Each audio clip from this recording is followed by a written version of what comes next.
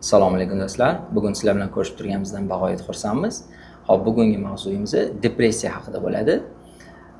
Bu maqolani bizni Telegram kanalimizdan topsak bo'ladi. Telegram kanalda demak kunlik maqola qo'yib boriladi. Demak, bugungi video depressiya haqida. Depressiya iroda zaifligi emas, kasallik deyilgan ekan. Demak, sarlavhasi. Ochiqchasi buni eshitganimda men biroz hayron bo'ldim. Chunki men depressiyani unaqa kasallik deb o'ylamagandim. Men o'zim uchun juda ham katta yangilik bo'ldi desak bo'ladi. Demak, depressiya bu oddiy g'am-g'ussa emas, uni miya kimyosi bilan bog'liq tibbiy asosga ega kasallik deb qarash to'g'riroq bo'ladi. Ko'p hollarda serotonin va boshqa neuromediatorlar muvozanati buzilishi bilan izohlanadi. Turli jamiyatlarda aholining o'rtacha 5-10% bu holatni boshdan kechirishi mumkin deyilyapti. Demak, bu oddiy bir demak tushkunlik holati emas ekan. Bu kasallik, ya'ni miyada ma'lum bir gormonlarni o'zgarishi bilan bog'liq narsa ekan. Bir jamiyatda 5-10% gacha inson bu bilan kasallanishi mumkin ekan ma'lum bir vaqtda. Ajoyib, ya'ni tabiiy g'am bilan depressiya orasidagi farq. Tabiiy g'am ma'lum bir hodisa bilan bog'liq bo'ladi va insonning reaksiyasi ham o'sha hodisaga munosib. Depressiyada esa g'amning kattaligi sababga ko'ra mutlaqo nomunosib bo'ladi yoki umuman sababsiz bo'ladi. Shuning uchun depressiyani iroda zaifligi deb atash noto'g'ri. Tanada real kimyoviy o'zgarishlar kechadi. Davolash ham irodani kuchaytirish bilan emas, tanqis moddalarni tiklash va psixologik yordamni birga olib borish bilan amalga oshiriladi. Misol uchun bir inson yaqin qarindoshi o'tib qolsa, u tushkun holatga tushishi mumkin. Lekin aytaylik, biror bir masalan inson mashinasi buzilib qoldi-da, bo'ldi, u xonasidan chiqmayapti. Siqilib, juda ham siqilyapti. Ya'ni bunday o'ylab qarasak, mashina buzildi, unaqa katta muammoli narsa emas. Lekin uni reaksiyasi unga bildirayotgan, biror bir muammoga bildirayotgan reaksiyasi juda ham katta bo'lgani uchun biz bu yerda ko'rsak bo'ladiki, buni depressiyani alomati bor. Ya'ni bu oddiy tushkunlik emas. Demak, doimiy kuchli g'am-g'ussa, kayfiyatning umuman yo'qligi, ko'pincha ertalab holat og'irroq bo'ladi, faollik va quvvatning kamayishi, odam holsiz bo'lib qoladi depressiya paytida va hech qanday zo'riqishsiz, ya'ni u fiziki biror bir ish qilmasda ham juda ham holsiz holatda bo'lar ekan.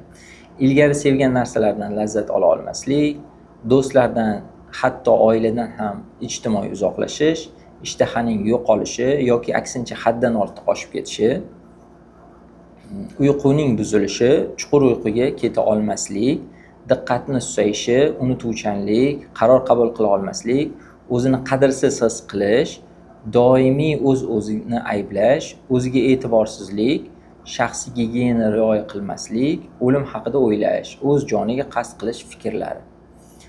Oxirgi alomatlari kuzatilsa, bu shoshilinch tibbiy yordam talab qiladigan holat deyiladi.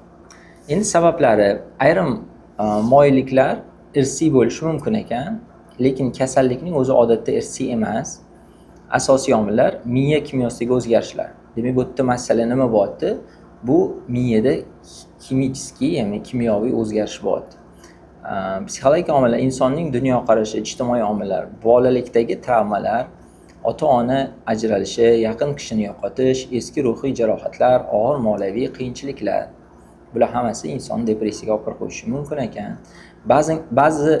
Ba'zan surunkali kasalliklar trigger bo'ladi.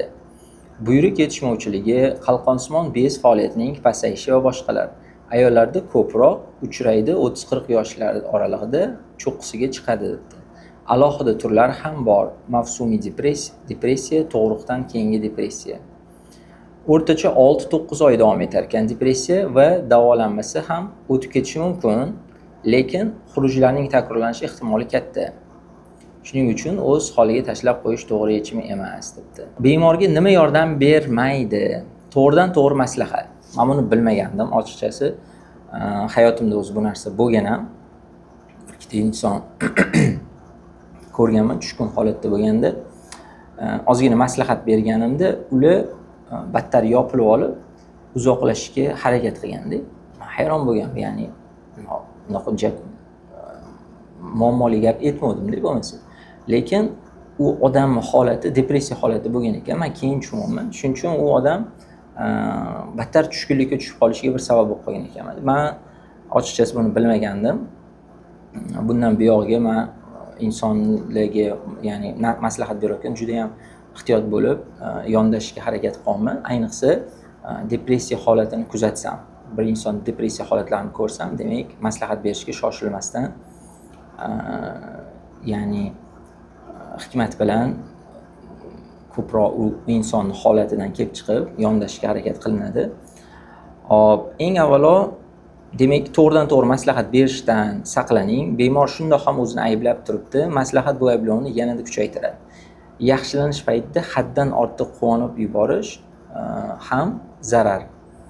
Bu bemorga endi tuzaldim, orqaga qaytishim mumkin emas degan bosim beradi. O'zingizni hakim maslahatchi, bemorni esa xato qilayotgan nodon deb ko'rmaslik kerak debdi. Demak, u yoqda chunki prosta seni maslahating bilan ish hal bo'lib ketmaydi. U depressiya holatida, u yoqda u inson kasal holatida deb qarasak bo'lar ekanda. Men oldin uni kasal holatda deb qaramas ekanman.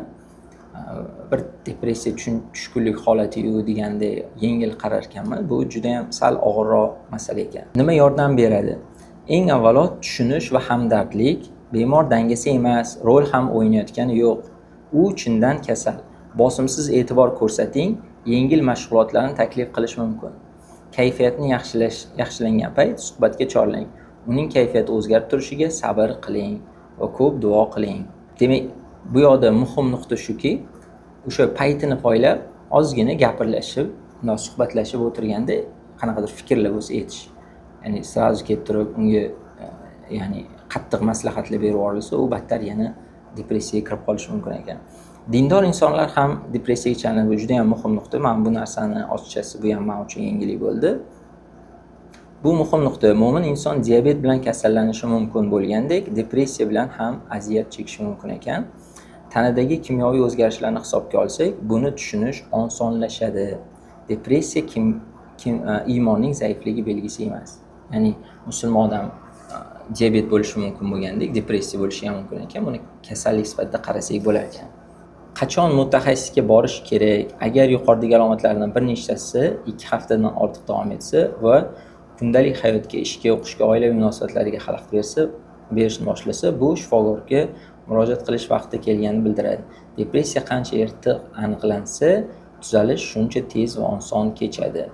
Xulosa, depressiya eng keng tarqalgan kasalliklarning biri va uni boshqa kasalliklar qatorida ko'rish to'g'riroq. Muolajasi ham ruhiy, ham jismoniy choralar talab qiladi. Bemorga yordam berishning birinchi sharti uning holatini to'g'ri tushunish. Mutaxassisga murojaat qilishdan uyalish yoki cho'chish kerak emas. Alloh barcha bemorlarga shifoi komil ato qilsin. Sog'lom insonlarga ofiyat bersin deylik. Asosiy masala bu yerda shuki, depressiya bu bir holat ekan, ya'ni kasallik ekan. Buni oddiy bir tushkun holatda ekan-ku deyish kerak emas. Chunki inson boya aytildi-yu, u ba'zi holatlarda o'zini o'ldirishga ham harakat qilishi mumkin yoki o'zini o'ldirishga o'zimni o'ldiraman degan tahdidlar qilishi mumkin. Bu demak, unda ichki kechirmalar shunaqa darajada bo'ladiki, kimyoviy o'sha serotonin moddasi, xursandchilik moddalarini kamayib ketishiga ham bog'liq bo'lishi mumkin ekan. Demak, bunaqa holatda ko'rganimizda bizni bir kasal bilan muomala qilayotganimizni bilishimiz kerak.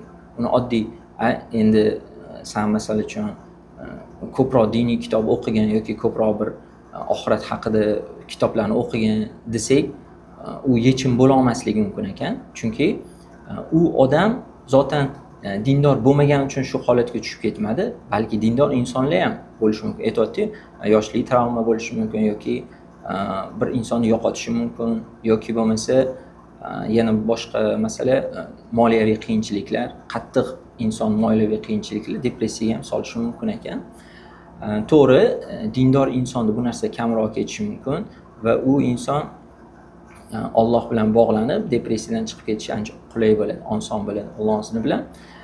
Lekin baribir demak tushkun holatda bo'lib qolsa bir inson, seni muammoing demak dindan uzoqlashib ketganing deb turib, srazu demak uni bir ayblov tarzida unga qarash, unga hukm berib yuborish to'g'ri bo'lmas ekan. Bizi keyin aytilyaptiki, jamiyatda 5-10% bu bilan kasallanishi mumkin. Bu degani har 10 tadan bitta odam, почти har 10 ta 20 tadan bitta odam ma'lum bir vaqt 6 oydan 9 oygacha deyilyapti, 1 yilcha masalan bo'lishi mumkin, depressiyada yurishi mumkin yoki u takrorlanib turadi. Bu degani atrofimizdagi insonlar bilan muomala qilayotganda ham ularning holatlarini kuzatib, tez ular haqida xulosa chiqarmasdan, misol uchun uni endi u o'zi shunaqa odam deb yubormasdan, balki uni kasallik holatini tushunib, shunga yarasha go'zal muomala qilib, sabrli bo'lib kerakli joylarda agar shu ishlarni biza shu tadbirlarni oladigan bo'lsak, Alloh izni bilan o'zimiz ba'zan biror bir insonga biror bir narsa yaxshilik qilaman deb qaytingiga yomonlik qilib qo'yish holatlaridan uzoq bo'lar ekanmiz va atrofimizdagi insonlar bizni aslida ularga yaxshilikni ravo ko'ramiz, biz ularni yaxshilanishini ravo ko'ramiz, lekin buni to'g'ri tadbir bilan, to'g'ri yondashuv bilan olib kelinmasa, Alloh saqlasin, bir yaxshilik qilaman deb inson yomonlik ham qilib qo'yishi mumkin ekan. Shuning uchun qisqa qilib aytganda, depressiya bu ya'ni vaziyatga qarab, holatga qarab, kasallik darajasida ham qarasak bo'lar ekan. Buni muolajasi faqat ruhiy bir dalda berish bilan emas, balki demak fiziki o'zgartirishlar, hayoti masalan ovqatida o'zgartirish bo'lishi mumkin yoki bo'lmasa biror bir qo'shimchalarni qabul qilishi mumkin inson, sport bilan shug'ullanishi mumkin. Shunga o'xshash, ya'ni serotonin gormonini ko'tarishlikka qaratilgan ham bo'lishi kerak. Ikkita tomonlama yondashlar ekan depressiyadan chiqib ketish uchun. Ajib holat. Alloh o'zi bizga ofiyat bersin. Depressiya holatlariga avvalambor tushib qolmasligimizga o'zi nasib qilsin. Sizlarning o'zingizlarda tajribangizda qanaqa holatlar yuz bergan yoki bir tanishingizda depressiya holatida nimalar bo'lgan, shularni kommentariyalarga yozsanglar, fikr almashinib, ya'ni boshqa insonlarga ham foydali bo'lishi mumkin. Hozircha sizlar bilan bo'lishmoqchi bo'lganim shu. Salomat bo'lasizlar.